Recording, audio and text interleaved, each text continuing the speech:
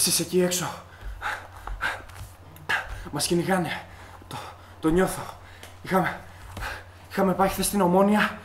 Εγώ και ο Will Smith. Αυτό το παιδί το ξαναδώ.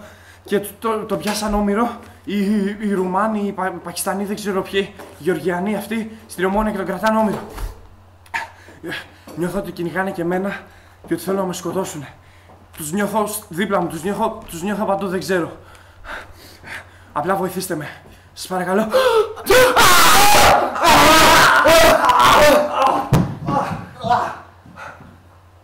Εκεί εσείς εκεί έξω. Κρατάμε 2 ομήρους του Ντούκι Παραδόκη.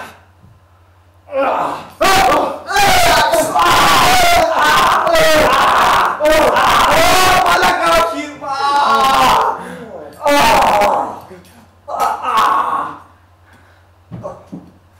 Άκυρο, έχουμε ένα νεκρό. Άμα θέλετε να ζήσει, κάντε like. Οι Ρουμάνοι, οι Γεωργιανοί, δεν ξέρω τι ήταν. Πάντως ήταν στην Ομόνια και τον πιάσαν όμηρο.